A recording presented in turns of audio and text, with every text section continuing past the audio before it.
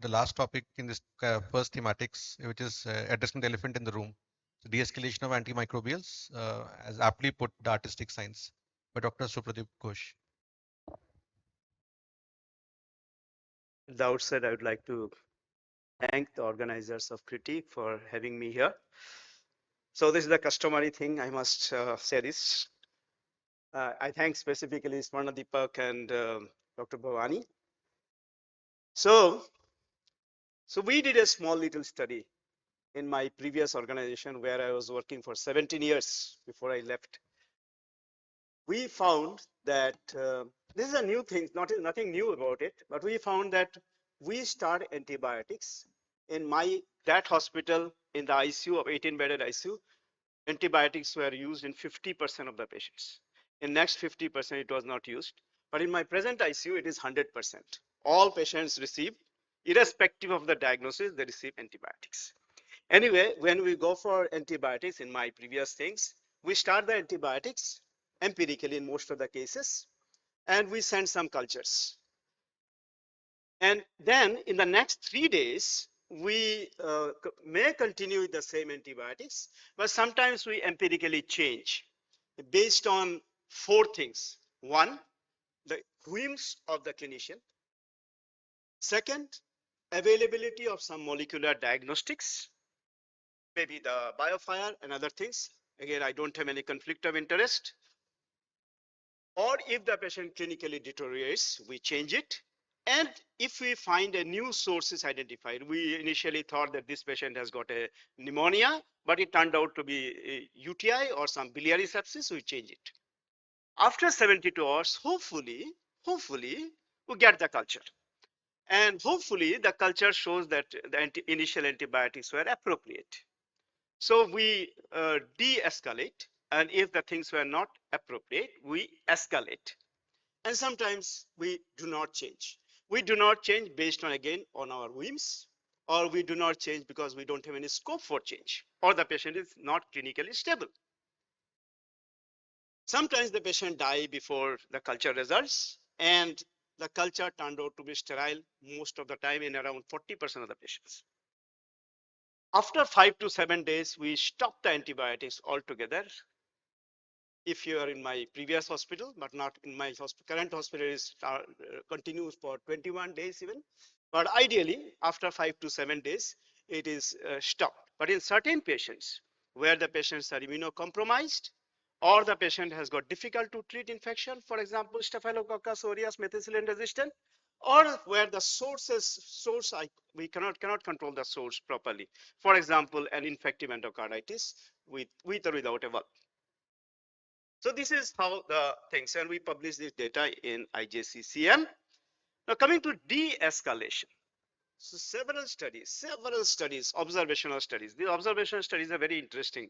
Most of the times they show the positive results because something called publication bias. Whenever there is a positive results, the studies are published. But all these studies, they showed that de-escalation is clinically good. But the definition of de-escalation used in these studies differs significantly. So this paper came out in intensive care medicine, where the ESICM and ICMIT combined together, and they came out with this definition, which is currently the most acceptable definition.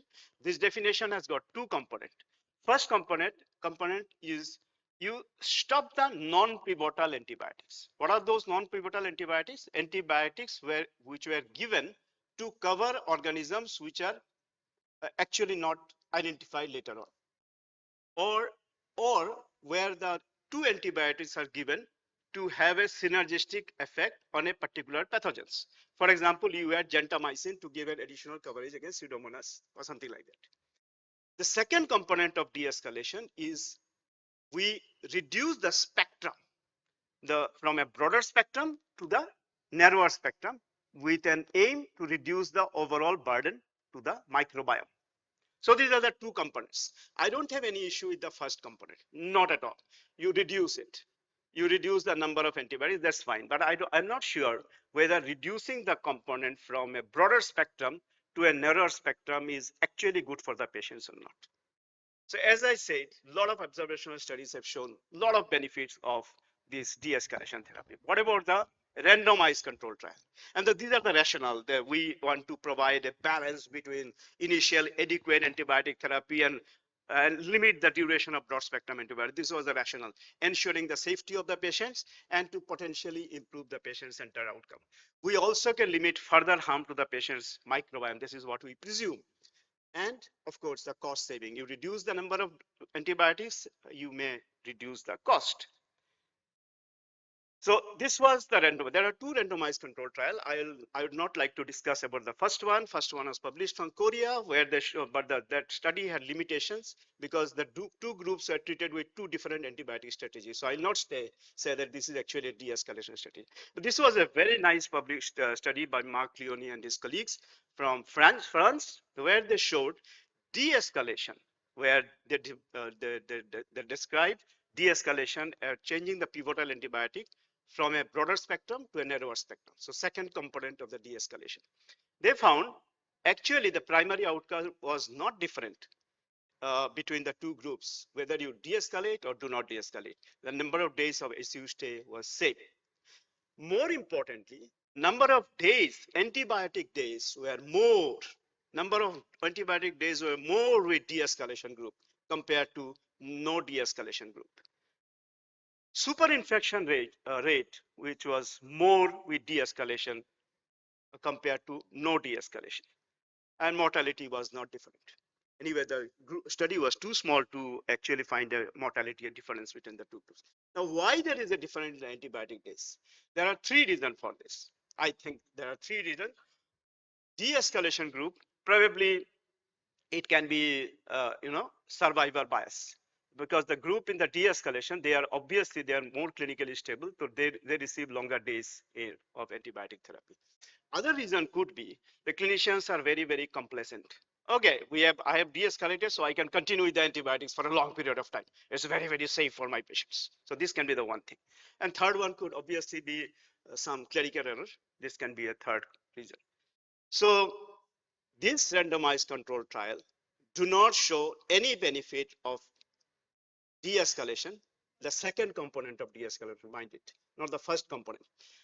There is no difference in the clinical outcome of the patients between the two groups, except the longer antibiotic days. What about systematic review? So this was a systematic review, probably one of the better systematic review, where 12 cohort studies and 2 RCTs were combined together, and they tried to answer certain questions. Is there any difference between the de-escalation group and non-de-escalation group in terms of mortality? Yes, in this study, in this systematic review, they found the de-escalation group is slightly better compared to non-de-escalation.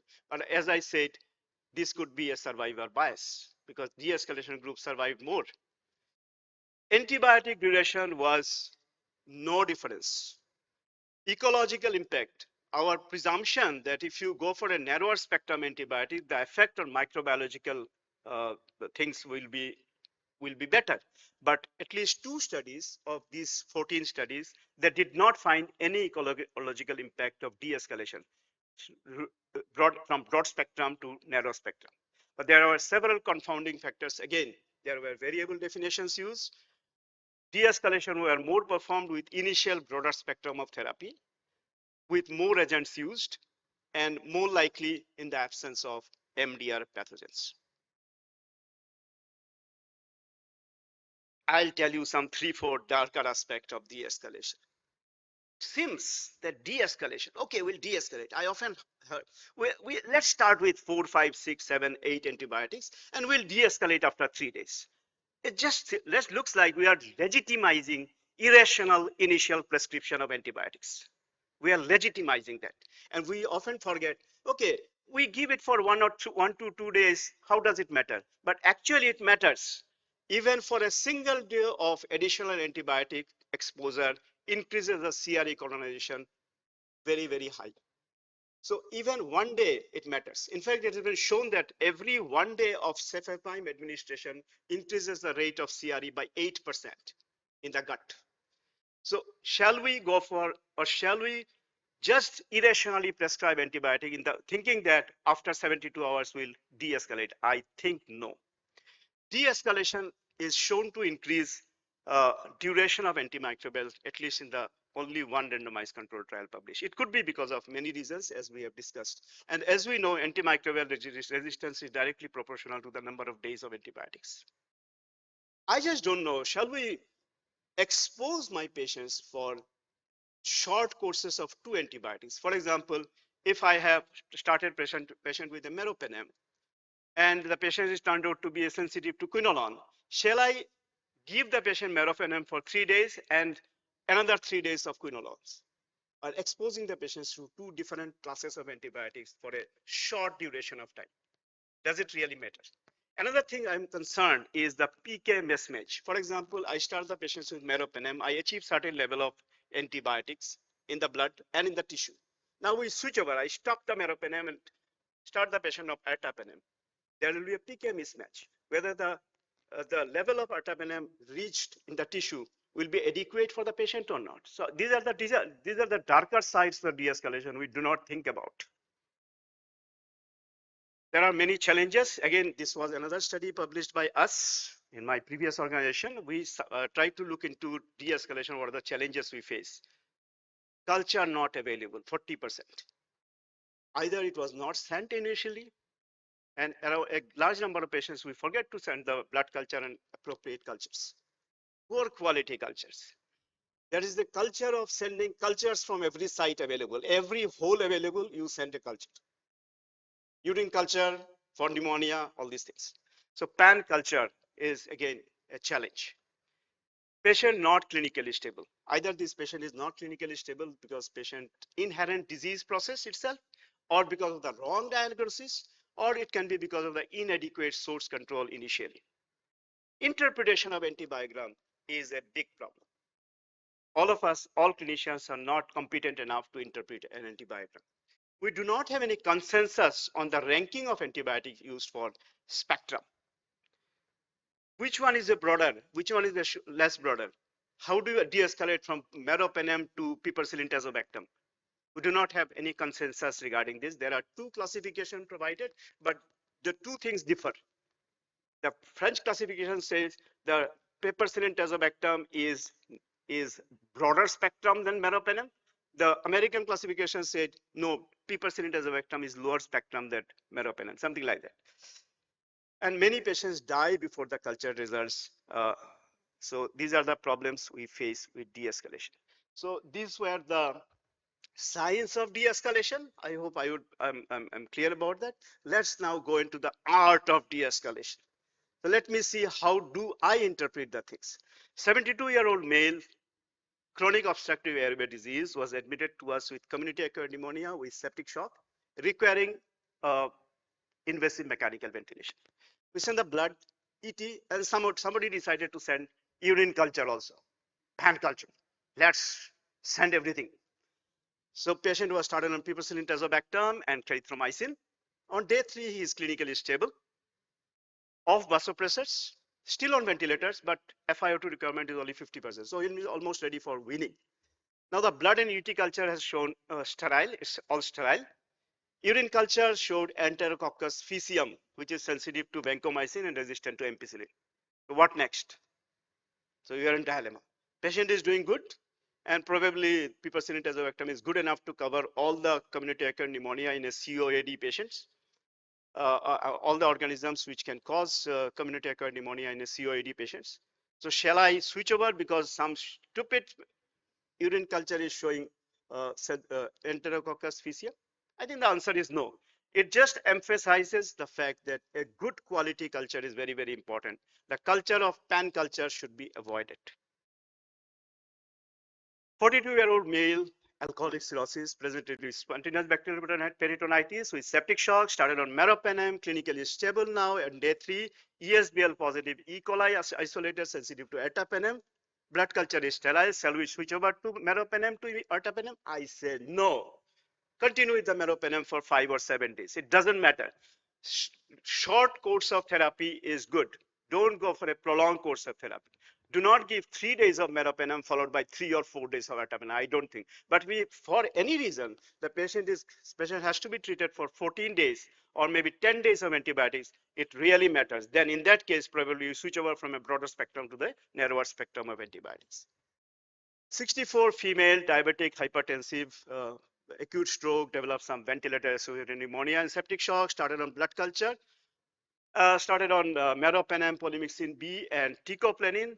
On day 3, clinically better, Acinetobacter baumannii identified as usual, intermediate sensitive to colistin. What do we do? So probably this is a time we should stop the meropenem and teicoplanin, and maybe we can add along with polymyxin B colistin nebulization appropriately prescribed. There is a different talk we can have sometimes. Last case. So left-sided pyelonephritis with septic shock, started on IV meropenem, persistent low-grade fever after 4 days, still signs of not clinically improved. Blood and urine culture showed Klebsiella pneumoniae, USBL positive, carbapenem sensitive, colistin intermediate. Shall we switch over to colistin? The answer is no. You should go for better source control with probably some degestanting that will be better because this is carbapenem sensitive, no need of escalation. So de-escalation cannot be excused for irrational overly broad spectrum antibiotics. We need to go for high quality sample, the sample from only identified focus along with blood culture, and de-escalation if there is a clinical improvement and positive culture, de-escalate and stop all non-pivotal antibiotics. Narrowing of spectrum should be prescribed only if the expected duration of antibiotic is more than 7 days or more than 10 days, not for a short course of 5 to 7 days of therapy. Thank you very much for your kind attention.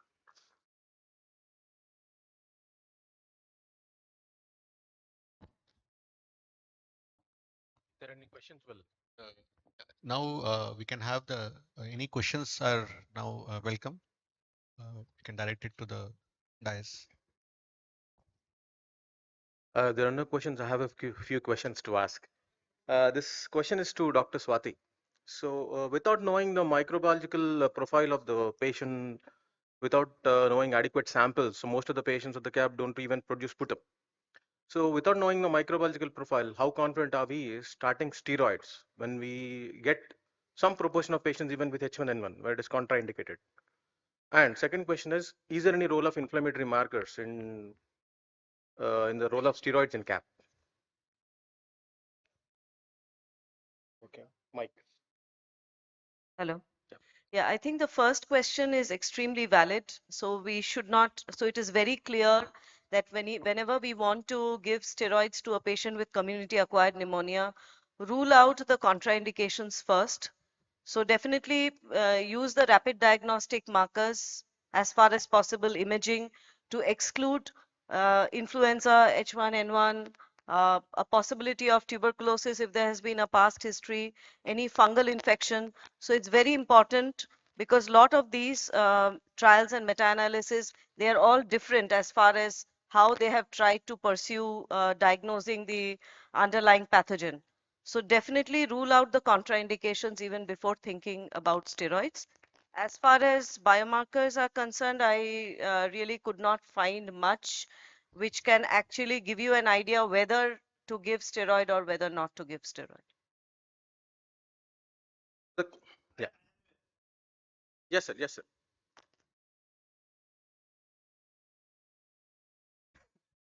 So I'm a devil certificate. I don't understand the notion of not giving steroid in H1N1 pneumonia without in a particular subset of patients with H1N1 pneumonia.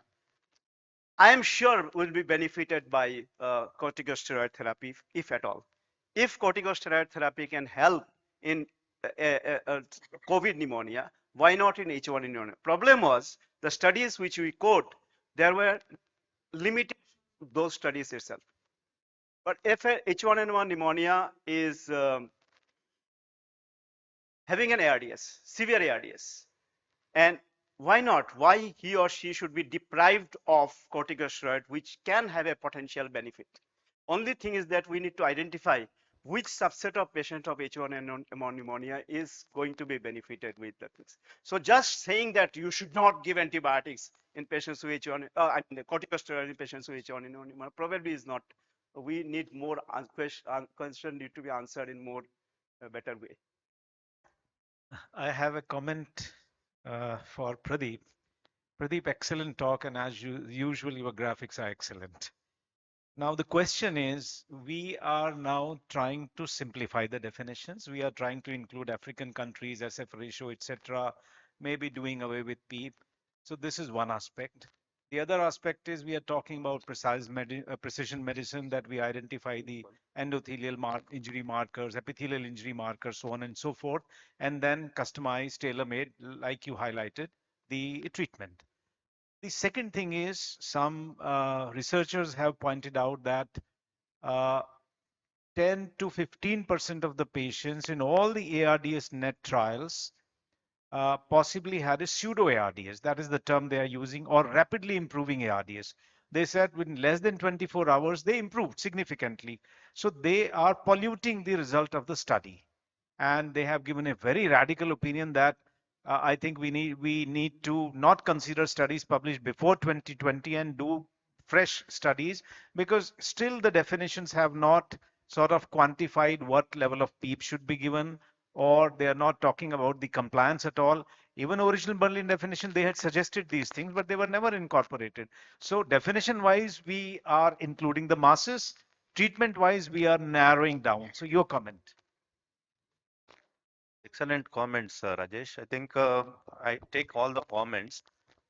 So with regards to definition, I think the whole intention of this global definition as what we can make out is to encompass larger cohorts of patients, which otherwise we were possibly excluding. The typical examples I showed was someone who was an HFNO. Until COVID, we were not even including as part of ARDS. And in area of needs, because the Kigali, which Supradip Ghosh made a mention to my personal message, it's a very important paper that Kigali sort of a definite. Kigali is a place in Uganda. So obviously they had to focus on this area of need where certain facilities like arterial blood gas is not available. That's where they came with the concept of saturation divided by FiO2 ratio so that we capture these populations. Otherwise, what was happening is predominantly the cohort of patients were from European nations or developed nations, and the developing and the other countries were not involved. So possibly, perhaps having this broader definition of saturation using lung ultrasound, although they say in area of need radiology may not be there, but lung ultrasound will be there, is a little superfluous thought. But still they wanted to make sure that they incorporate even with the minimal investigations and try to encompass this patient so that we have a better data, and we are able to better stratify the phenotypes, and we better able to prognosticate based on sort of a characterization of the patients from the regional sort of a basis. So it is just to have a large, because most ARDS studies, if you see even the ArtsNet, the number of patients that we could capture were very limited because of the hard endpoints in the definition. So by broadening the definition, possibly the intent is to capture larger group of patients so that more good research can be done in trying to substratify the patients and identify and have a precision based or calibrated sort of a medications or medicines that could be incorporated. These are my interim thoughts. So any other thoughts, I would be more than happy. But Kigali definition, which Supradeep very nicely, I should have mentioned, was a premise to this global definition. And global definition is not validated. It is only a proposal. So it needs to be validated across the board because they need to do a study to see how well it can encapsulate and capture these patients, and they should sort of depict the results in a very consistent way for this to be validated. I'm sure it will come to different societies and few studies will be done to validate this particular definition, which is evolving. That's why the topic is evolving, and I should congratulate the organizers for picking this topic because it's a very good topic for all the young trainees here. Thank you. I The have a point question. that I'm making for the audience to Yeah. ponder over is, you are trying to be all inclusive when it comes to defining ARDS, because it's consensus definition. I mean, all the experts, they sit together. So you want to include everything where you are using HFNO, where you don't have blood gases. That is a good approach. But then my apprehension is on the treatment side, you are trying to narrow down everything, going for precision medicine way.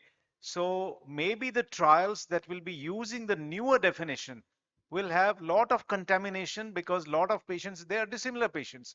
So talking about the precision medicine on one hand, that we are going that way, and then having all inclusive definition where everybody can participate. We understand everybody has, African countries have their aspirations though, and this SF ratio matches with the PF ratio. But again, food for thought. Just to add a small comment on biomarkers, I'll keep it brief. Basically, not many have looked at the glycocalyx as a source of biomarkers in sepsis. So we are currently working with NIPA to have a paper-based model for picking up glycocalyx shed products like heparin sulfan, etc., using some microfluidic methods. So any comments or anybody has worked on these can maybe comment, please. There is, I think, some experience of JIPMER. Dr. Pankaj Kundra has been working on this, and they have written a review article also in collaboration with somebody in the UK. And what I was surprised to find is there is a commercially available biomarker for this glycocalyx dysfunction.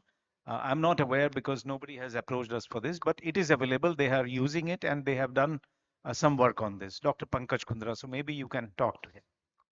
I have a question to Dr. Rajesh Pandey, sir. I have a question to Dr. Rajesh. Yes, sir. Very short. Your topic is so excellent that related to filters, but everywhere they are not available, especially country like us, and very expensive.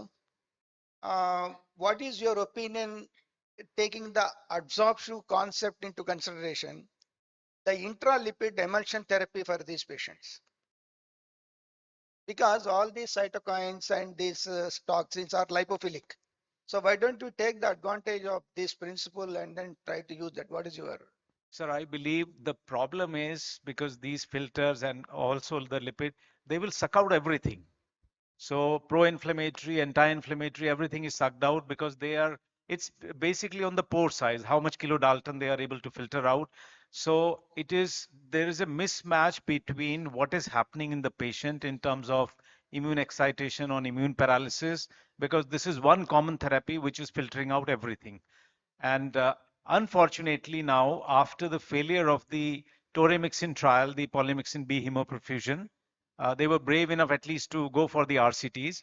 No filter company is willing to go for a randomized controlled trial. And if you look at the surviving sepsis guidelines, they are saying not to use the polymyxin B filter. And they say, as of now, we can't comment on the cytokine filters because there is no evidence either for or against. Yeah, thank you. The one more question to Dr. Saraswati.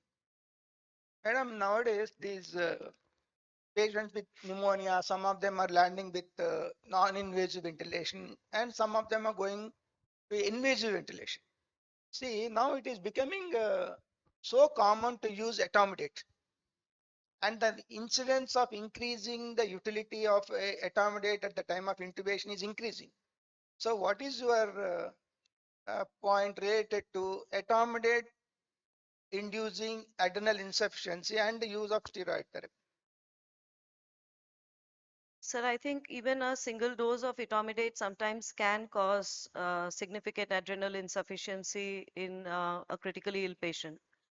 So again, uh, if the patient is in shock, then the utility of steroid is a different concept altogether. So if a patient is in vasopressor dependent shock, then obviously the role of steroids as a stress dose is recommended.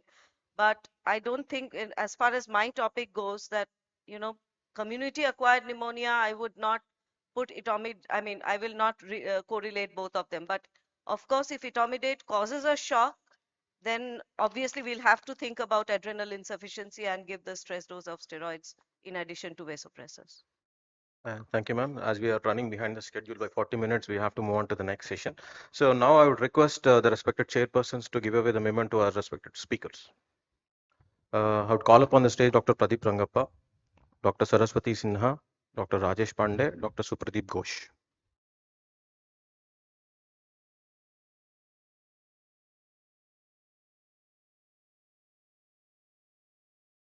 Give all of them a round of applause, please.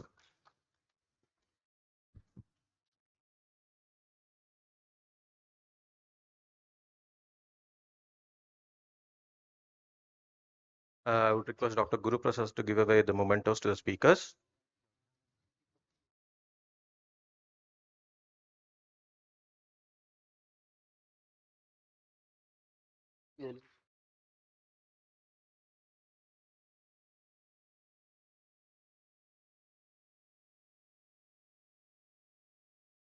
Thank you, sir.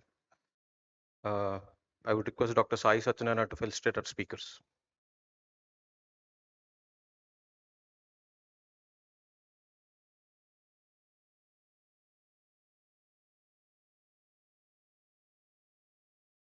I would request Dr. Krishnamurthy to felicitate our remaining two speakers on the stage.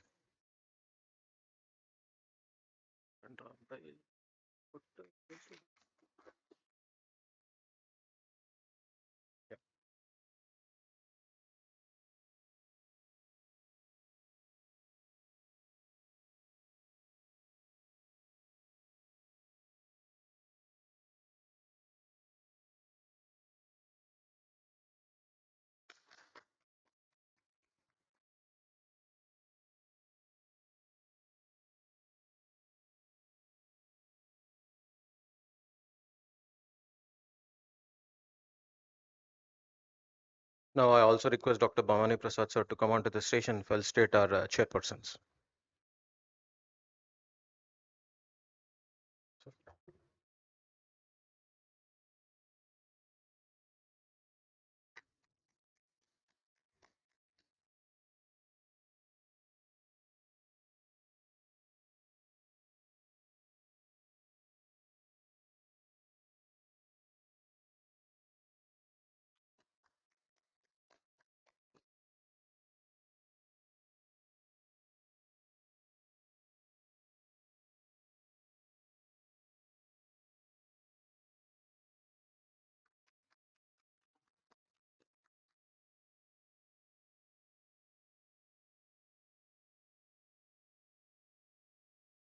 Yeah. So now we want